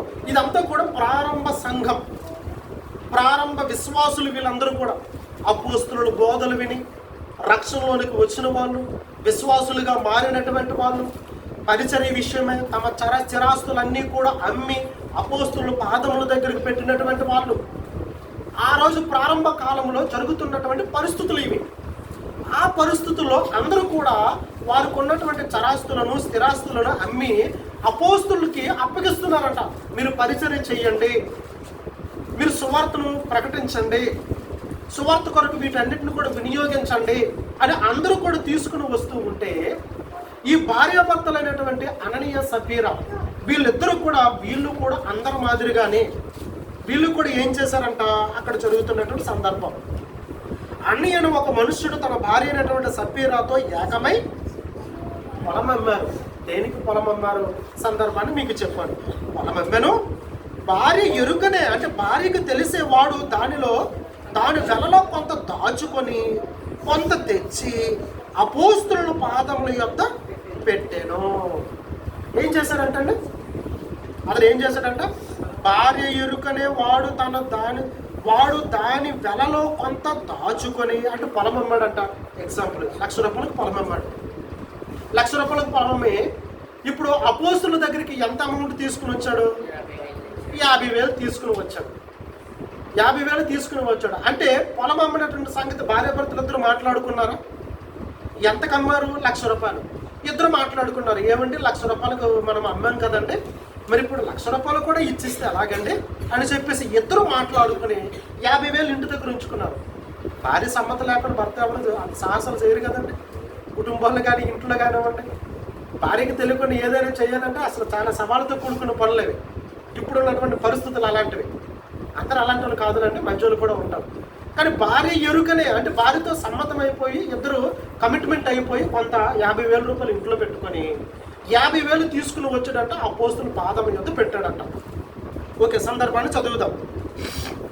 అప్పుడు పేతురు, అననీయ, నీ భూమి వెలలో కొంత దాచుకొని పరిశుద్ధాత్మను మోసపుచ్చుటకు సాతాను ఎందుకు నీ హృదయమును ప్రేరేపించును? దేవుని సేవకుడికి తెలిసిపోయింది, ఏం చేయాలో అర్థం కాదు. ఏం జరిగింది? ఏమంటున్నాడండి? అప్పుడు పేతురు గారు ఏమంటున్నాడు? అననీయ, నీ భూమి వెలలో కొంత దాచుకొని పరిశుద్ధాత్మను మోసపుచ్చుటకు సాతాను ఎందుకు మీ హృదయములను ప్రేరేపించును? అంటే ప్రియులారా, నీ చేత నిజం చెప్పనివ్వకున్నా అపవాదే నిన్ను ప్రేరేపిస్తుందన్న సంగతి ఒక విశ్వాసిగా నువ్వు గుర్తించాలి. అబద్ధానికి వాడు చనగుడు కదా, వాడు తన స్వభావాన్ని అనుసరించి చాలా తెలివిగా అబద్ధాలు ఆడుతాడు. నీ చేత కూడా అబద్ధం పలికిస్తాడు. తప్పనిసరి పరిస్థితుల్లో అబద్ధం ఆడాల్సి వచ్చింది బ్రదర్ అంటారు. తప్పనిసరి పరిస్థితుల్లో ఆడొచ్చిన చెప్పాడు దేవుడు లేదండి. అందుకని అంటున్నాడు, అననీయ ఏమంటున్నాడు? సాతాను ఎందుకు నీ హృదయమును ప్రేరేపించును? భార్యాభర్తల ఇద్దరు హృదయాలను కూడా అపవాది ప్రేరేపించింది. మీరు కొంత దాచుకోండి, అందరూ ఎలాగ ఇస్తున్నారు కదా, మీరు కొంత దాచుకొని కొంత ఇవ్వండి అని చెప్పారు. అలాగే కొంత తీసుకుని వచ్చాడట. అది నీ యొద్ద ఉన్నప్పుడు నీదే కదా, అమ్మిన పిమ్మట అది నీ వశమై ఉండలేదా? ఎందుకు ఈ సంగతి నీ హృదయములో ఉద్దేశించుకుని ఉన్నావు?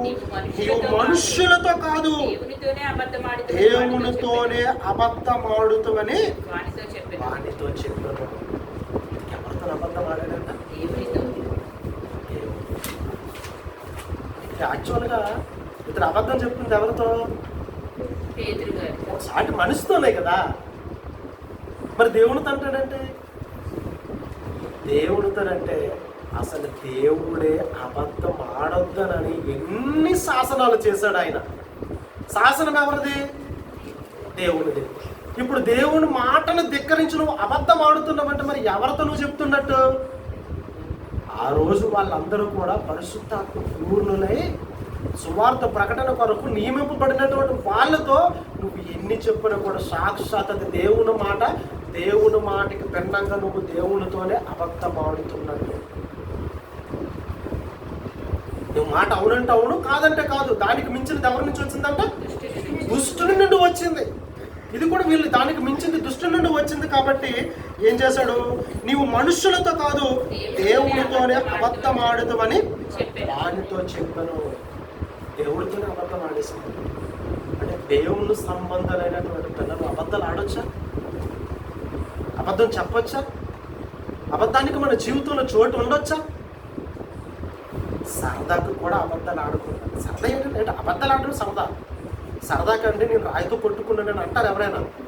రాయితో కొట్టుకుంటే నీకు చిన్నపాటి నొప్పే, కానీ సరదాకు నువ్వు అబద్ధం ఆడావు అనుకో, నీ జీవితమే సర్వనాశనం అయిపోతుంది. నువ్వు పతనం అయిపోతావు. నీ కుటుంబం నిలబడదు.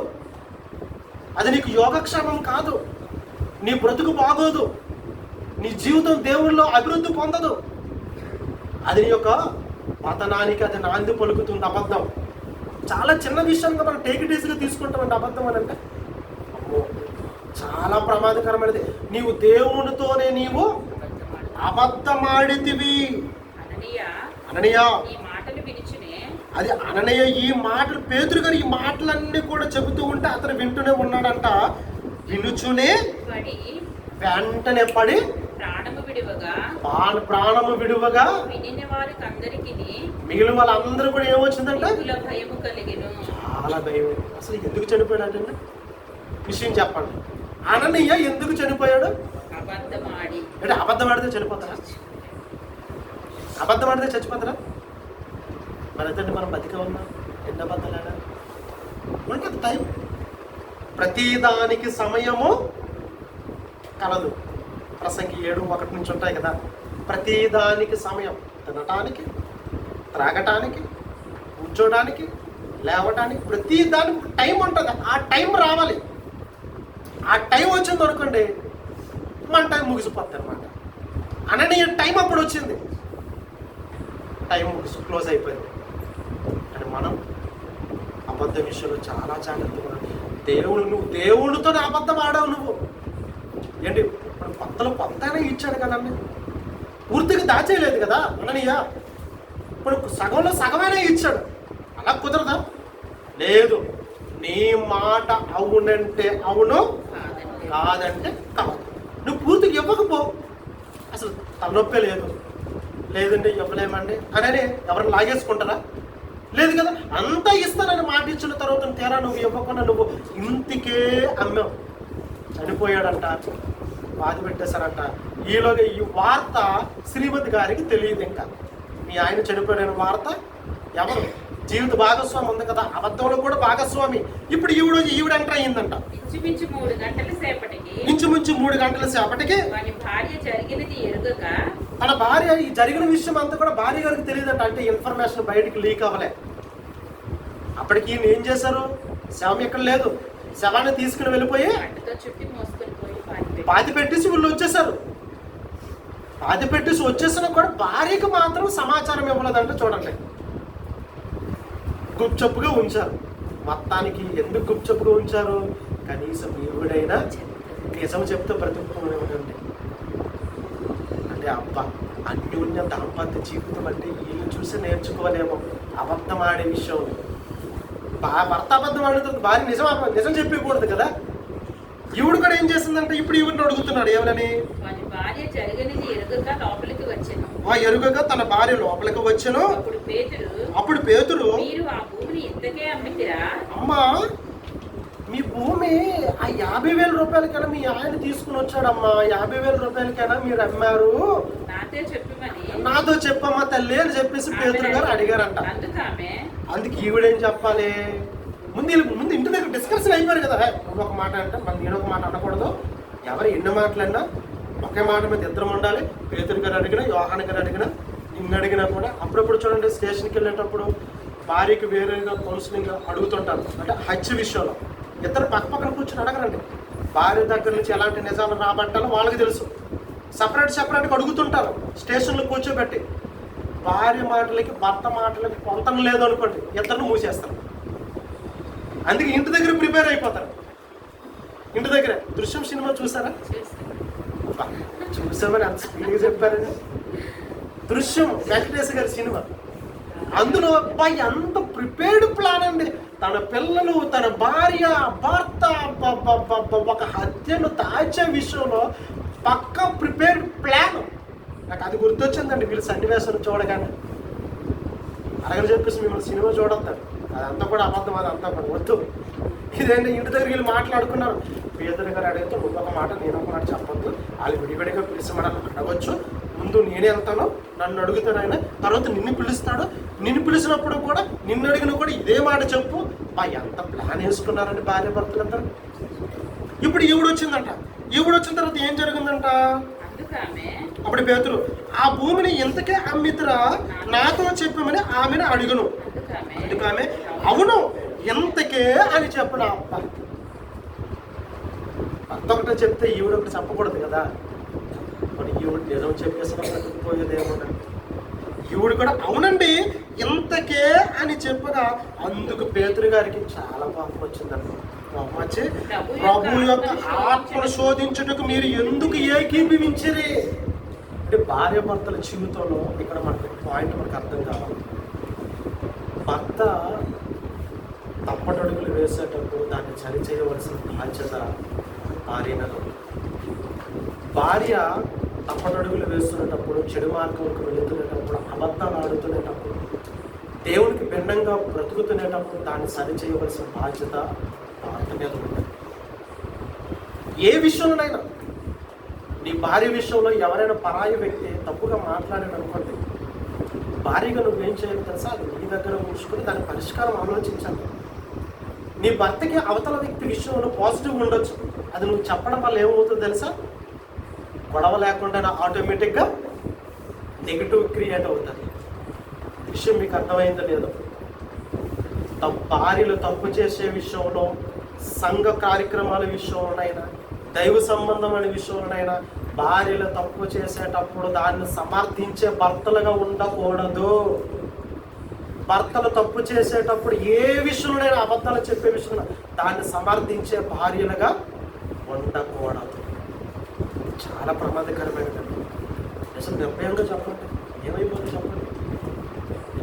భార్యతో మళ్ళీ భర్త కాపురం చేయాలి, మళ్ళీ ఆయన ఎప్పుడు నేను నమ్మడక దేవుడి చేతులు పడితే ఎంత భయంకరమో చెప్పండి. వాళ్ళిద్దరూ కూడా అబద్ధాన్ని చెప్పడానికి ఏకీభవించారంటే, ఇప్పుడు ఒకరు కాకపోతే ఒకరు నిజం చెప్పవచ్చు కదా. మీరు ఎందుకు ఏకీభవించితిరి? ఇదిగో నీ పెనిమిటిని పాతి పెట్టి వారి పాదములు వాకిటినే ఉన్నవి, వారు నిన్నును మోసుకుని పోవుదరని ఆమెతో చెప్పును. వెంటనే ఆమె అతని పాదముల యొద్ద పడి ప్రాణములు విడిచెను. బతుకు పతనమైపోతుంది. కారణం ఏంటో ఉంటారు ఇక్కడ కారణం అబద్ధం. ఒక చిన్నపాటి అబద్ధం, చిన్నదే, అది మన విషయంలో చిన్నదే, కానీ ఒక అబద్ధమే మానవ బ్రతుకులు, జీవితాలు, వాళ్ళ కుటుంబ బ్రతుకులు అన్నీ కూడా మార్చేస్తుంది, తలక్రిందులు చేసేస్తుంది. మానవ పతనానికి అదే నాంది.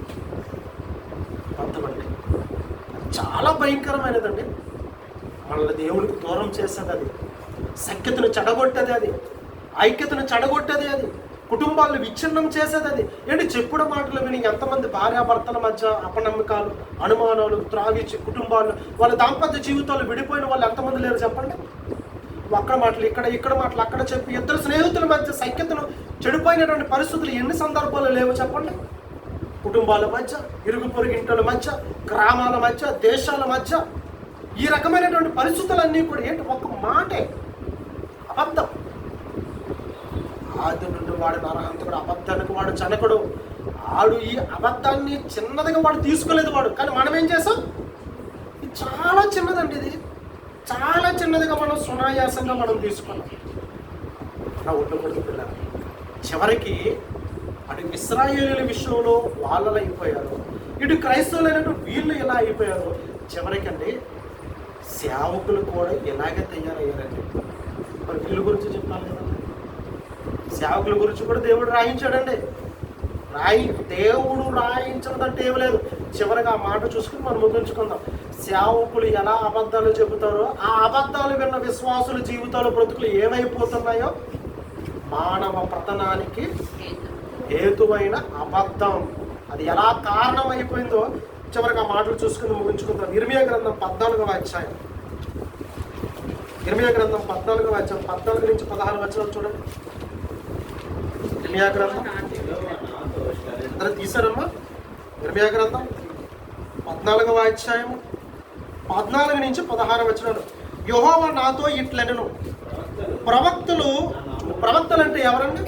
ప్రవక్తలు అంటే ఎవరు? దేవుని తరపున ప్రతినిధులు అంటే వాళ్ళు. దేవుడు అదృశ్యుడు, వీళ్ళు ప్రత్యక్షుడు. దేవుని ప్రతిరూపాలు వీళ్ళు ప్రవక్తలు. ఏంటి? ప్రపంచ చక్రవర్తులు కూడా ప్రవక్తలు అంటే గడగడ వణికే వాళ్ళు. ఎందుకంటే వాళ్ళు దైవాంశ సంభూతులు, వాళ్ళు దేవుని తరపున నిలబడిన వాళ్ళు, శక్తిమంతులు వాళ్ళు. ఒక రాజుకు ఒక ప్రవక్త, ఒక చక్రవర్తి ఇంకొక చక్రవర్తికైనా భయపడబడేమో కాదు, కానీ ప్రపంచ చక్రవర్తులు అందరూ కూడా, రాజులు సైతం కూడా ప్రవక్త అంటే భయపడే వాళ్ళంటే. అలాంటి దేవుని తరపున నిలవబడి ప్రజలను సన్మార్గంలో నడిపించవలసినటువంటి ప్రవక్తలు ఏమైపోయారంటే చూడండి, ప్రవక్తలు నా నామమును బట్టి అబద్ధములను ప్రకటించుచున్నారు. అయిపోయింది. కంచె చేను వేస్తే చేను పరిస్థితి ఏంటి? పశువులన్నీ వస్తాయని చెప్పేసి రైతు ఏం చేస్తాడు? ముళ్ళు కంపలన్నీ తీసుకుని వచ్చి పొలం చుట్టూ వేస్తే ఆ చేనుకి, ఆ పంటకి రక్షణగా ఉంటుందనని ఏ కంచెనైతే నమ్మి రైతు అక్కడ ఏర్పాటు చేశాడో, రాత్రిపూట రైతు లేనప్పుడు ఆ కంచె రక్షణ ఇవ్వవలసినటువంటి కంచె అదే ఆ చేనుని తినేస్తూ ఉంటే ఆ చేనుకి భద్రత ఎక్కడ ఉంది చెప్పండి? ఆ పంటకు భద్రత ఎక్కడ ఉంది చెప్పండి? దేవుడు నమ్మాడు, ప్రవక్తలు నమ్మి ఈ లోకానికి పంపించినటువంటి ప్రవక్తలు ఇప్పుడు ప్రజలను సన్మార్గంలో దేవుడి దగ్గరికి నడిపించవలసినటువంటి దైవజనులుగా పిలువబడుతున్నటువంటి సేవకులు ఏం చేస్తున్నారంట? దేవుని నామమును బట్టి అబద్ధాలు ప్రకటిస్తున్నారంట. చూడండి, అలా ప్రకటించకపోతే ఈ రోజు క్రైస్తవం ఇన్ని వేల శాఖలుగా ఎందుకు మారింది చెప్పండి? ఒకే బైబిల్, ఒకే క్రీస్తు, ఒకే తండ్రి అయినప్పుడు ఈరోజు ప్రపంచమంతా కూడా క్రైస్తవులలో ఈ మధ్య వీళ్ళ మధ్య ఈ రకమైన తారతమ్య భేదాలు ఎందుకున్నాయి చెప్పండి? అందరూ నిజం చెప్తే దేవుడు చెబుతున్నాడు, ప్రవక్తలు నా నామమును బట్టి అబద్ధములు ప్రకటించుచున్నారు, నేను వారిని పంపలేదు. కానీ ఏం చేశారు? దేవుడు నన్ను పరిచర్యకు చెప్పుకున్నాడు, నన్ను పిలిచాడు అని చెప్పేవాళ్ళు ఎంతమంది లేరు చెప్పండి? దానికి రుజువులు మనం అడగలేము, సాక్ష్యాలు తెమ్మని చెప్పలేము, మనం నమ్మేస్తాం అంతే. కానీ అక్కడ జరుగుతున్నటువంటి సన్నివేశాలు చూడండి. వారిని నేను పంపలేదు, వారికి నేను ఆజ్ఞ ఇవ్వలేదు, వారితో అసలు నేను మాట్లాడలేదు, కానీ దేవుడు నాతో మాట్లాడాడని చెప్పేసి అమాయకులైనటువంటి ఎంతో మంది దేవుని ప్రజలకి అబద్ధాలు చెప్పినటువంటి దైవజనులు ఉన్నారని బైబిల్లో రాయబడింది. నేను అనట్లేదండి, బైబిల్లో రాయబడింది. ఏమని చెప్తున్నారంటే, నేను ఆజ్ఞ లేదు, వారితో నేను మాట్లాడలేదు, వారు అసత్య దర్శనాలను, శకునములను, మాయా తంత్రములను, తమ హృదయములో పుట్టినటువంటి వంచనను వాళ్ళు ప్రకటిస్తున్నారు. ఒక సేవకుడు ప్రకటించవలసింది ఇదా? ఏమైపోతారండి విశ్వాసం? ఎలాంటి వాళ్ళ జీవితాలు, వాళ్ళ బ్రతుకులు బాగుపడతాయి చెప్పండి? ఆత్మను రక్షించే శక్తి కలిగినటువంటి సత్యమైనటువంటి వాక్యాన్ని, స్వచ్ఛమైన వాక్యాన్ని ప్రకటించి దేవుడి కొరకు నిలబెట్టే వారిగా దైవజనుడైనటువంటి వ్యక్తి అంత ప్రధానమైన పాత్ర పోషించవలసిన బాధ్యత ఉంటే ఇలాంటి కళ్ళబుల్లి మాటలన్నీ చెప్పి ఇలాంటి వైషమ్యాలన్నీ కూడా బోధిస్తూ ఉంటే సంఘం ఎలా బాగుపడుతుంది చెప్పండి? ప్రకటన చేయుచున్నారు, కావున నేను వారిని పంపకపోయినను నా నామమును బట్టి, చూడండి, నా నామమును బట్టి ఇదిగో ఖడ్గమైనను క్షామమైనను ఈ దేశము మీదకి రాదని చెప్పుచు అబద్ధ ప్రవచనములను ప్రకటించు ప్రవక్తలను గూర్చి యెహోవా ఇలాగ సెలవిచ్చుచున్నాడు. ఇదిగో మీ దేశం అంతా కూడా సుభిక్షంగా ఉంటుంది, మీ కుటుంబం ఆశీర్వదించబడుతుంది, మీ గ్రామం ఆశీర్వదించబడుతుంది, కష్టాలు ఉండవు, కన్నీళ్లు ఉండవు అని చెప్పేసి ఇలా చెబుతారంట. అదేంటిది అది? ఆ కుటుంబంలో అనేక మంది కూడా దేవుడి గురించి బ్రతికేవారు లేరు. ఆ దేవుడి కోసం బ్రతికేవారు లేనప్పుడు అలాంటి వారు నువ్వు హెచ్చరించు ఒక సేవకుడిగా. అలా కాకుండా వారి దగ్గర నువ్వు గొప్ప కోసమో, మండలం కోసమో, కానుకల కోసమో ఆ కుటుంబాన్ని పొగడడం ఏంటయ్యా? తప్పు కదా అది. అదే చేస్తున్నారంటే ఇదిగో ఈ ప్రాంతం మీదకి క్షామం, కరువు రాదంట. తర్వాత ఏం రాదని అంటున్నాడు? ఖడ్గం అంటే శ్రమ, యుద్ధము రాదంట. తర్వాత ఏ విధమైన కరువులు రావంట. ఎందుకు ఇవన్నీ చెబుతున్నాడు? మనుషుల యొక్క మెప్పులను కోరే. కానీ దేవుని మెప్పును పక్కన పెట్టాడు. అంటే వాళ్ళు ఎలా బ్రతికినా పర్వాలేదు, వాళ్ళ దగ్గర నుంచి వీళ్ళకి మెప్పు కావాలి, వాళ్ళు పొగడతలు కావాలి. ప్రజలకు కూడా ఏం కావాలి? సేవకుడు మమ్మల్ని ఏమనకూడదు, మేము తప్పు చేసిన ఏమనకూడదు, మేము పొరపాటు చేసిన మందలించకూడదు, మమ్మల్ని పొగడాలి, మమ్మల్ని ఎప్పుడు కూడా బాగా చూసుకోవాలి, మమ్మల్ని గాయపరిచే మాటలు ఏమీ చెప్పకూడదు. ప్రజలు అలాగే ఉన్నారు, సేవకులు అలా ఉంటే ఎవరు బ్రతుకులు జీవితాలు బాగుపడితే చెప్పండి? నాటి పరిస్థితి నేటి పరిస్థితి అదే. మాయా తంత్రమును, తమ హృదయమును పుట్టిన వంచనను ప్రకటన చేయుచున్నారు, కావున నేను వారిని పంపకపోయినను నా నామమును బట్టి ఖడ్గమైనను. ఖడ్గం ఎప్పుడు వస్తుంది? యుద్ధం ఎప్పుడు వస్తుందండి? యుద్ధాలు ఎప్పుడు వస్తాయి? మనుషుల యొక్క ప్రవర్తన, వారి జీవితాలు, వాళ్ళ బ్రతుకులు బాగలేనప్పుడే కదా. సత్యము కూడా, న్యాయము ఇవేది లేనప్పుడే కదా. అప్పుడే కదండి యుద్ధాలు వస్తాయి, తర్వాత క్షామం, కరువు కాటకాలు ఎందుకు వస్తాయి? మనుషులు దేవుడికి అయిష్టంగా బ్రతికినప్పుడు, దేవుడి దృష్టిలో ద్రోహులుగా మారినప్పుడు అప్పుడు కరువు కాటకాలు వస్తాయి. క్షామమైన ఈ దేశం మీదకి రాదని చెప్పొచ్చు అబద్ధ ప్రవచనను ప్రకటించే ప్రవక్తల గురించి యెహోవా ఎలాగో సెలవిచ్చుచున్నాడు. ఆ ప్రవక్తలు ఇక్కడ చూడండి, ఏ ప్రవక్తలైతే ఈ ప్రజల పక్షాన నిలవబడి అబద్ధాలు చెబుతున్నాడో ఆ ప్రవక్తలు ఖడ్గము వలనను కరువుల వలనను వాళ్ళు చచ్చిపోతారని చెప్పాడండి దేవుడు. వాళ్ళు చనిపోతారు. వారు ఎవరితో అట్టి ప్రవచనములు చెప్పుదురో ఆ జనులు క్షామమునకును ఖడ్గమునకును పాలై యెరూషలేము వీధులలో పడవేయబడుదురు. నేను వారు చెడుతనమును వారి మీదకి రప్పించదును. ఎంతకు వీళ్ళు ఎలాంటి వారంట? చెడుతనమును జరిగించేవారు. అంటే చెడుతనమును జరిగించినటువంటి ప్రజలతో ఒక ప్రవక్తగా ఉండి నీవు నీ చెడుతనాన్ని విడిచిపెట్టి దేవునికి వ్యతిరేకంగా నువ్వు బ్రతుకుతున్నావు. అలా నువ్వు బ్రతకకూడదు, దేవుడికి కోపం వస్తుంది. నువ్వు దేవునికి ఇష్టమైనటువంటి బ్రతుకులు నువ్వు బ్రతుకొని చెప్పవలసినటువంటి ఈ ప్రవక్త వాళ్ళ చెడుతనాన్ని ప్రోత్సహించేవాడిగా ఉండి ఏం పర్లేదులే, దేవుడు మిమ్మల్ని ఆశీర్వదిస్తాడు, ఖడ్గం రాదు, శ్రమ రాదు, ఇబ్బంది రాదని చెప్పేసి అబద్ధాలు చెప్పచ్చండి ఒక సేవకుడు. సంఘాలకు వెళుతున్న ప్రతి కుటుంబాన్ని కూడా సేవకుడు హెచ్చరించాలి. ఆ కుటుంబాల్లో ఉన్నటువంటి లోటుపాట్లు బట్టి వాళ్ళ సంఘానికి వచ్చారనవ్వండి, పోనివ్వండి, అది వాళ్ళకి నష్టం. అది కానీ అది చెప్పలేదో సేవకుడికి మొదటి నష్టం. అక్కడ అబద్ధం చెప్పాడు ఎవరు? ప్రవక్త. వదిలేశాడా దేవుడు? ఆ ప్రవక్తను చంపేశాడు. ఆ అబద్ధాలని నమ్మినటువంటి ప్రజల్ని కూడా దేవుడు చంపేశాడు. పతనం కారణం ఒక అబద్ధం. కాబట్టి ప్రియులారా, మనుషుల యొక్క జీవితాలు, బ్రతుకులు అనేది అది దేవుడు పెట్టినటువంటి భిక్ష. ఆయనలా యథార్థవంతులుగా, సత్యవంతులుగా, పరిశుద్ధులుగా, నీతివంతులుగా బ్రతకాలని ఆయన కోరిక. అబద్ధం ఆడనేరనటువంటి పిల్లలు, నా పిల్లలు ఆయన మనల్ని నమ్మాడు. ఆయన నాడు వాళ్ళకి రక్షణ ఇచ్చాడు, నేడు మనకు రక్షణ ఇచ్చాడు. కానీ ఈ రక్షణనంతా కూడా మనం దుర్వినియోగం చేస్తున్నాం. మేము దీన్ని పోగొట్టుకుంటున్నాం. మేము చివరికి మనల్ని మనం నాశనం చేసుకుంటున్నాము. ఆలోచించండి, మానవ పతనానికి కారణముగా నిలబడినటువంటి ఒక చిన్నపాటి జాగ్రత్త పడదామా? జాగ్రత్త పడాలి. మరి అబద్ధం చిన్నదే, కానీ దీనివల్ల ఎదురయ్యే పర్యవసానం చాలా పెద్దది. అంటే జాగ్రత్త కలిగి మనం అంతా కూడా ఉండాలని ప్రతి కోరుకుంటూ నా పలకాన్ని కలుసుకుంటూ ప్రార్థన చేసుకుంటాం.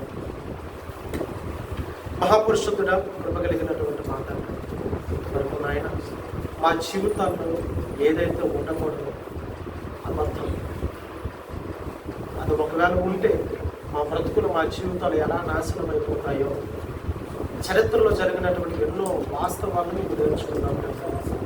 మీ పిల్లలం మేము, మా మీద మీరు నమ్మకం ఉంచారు.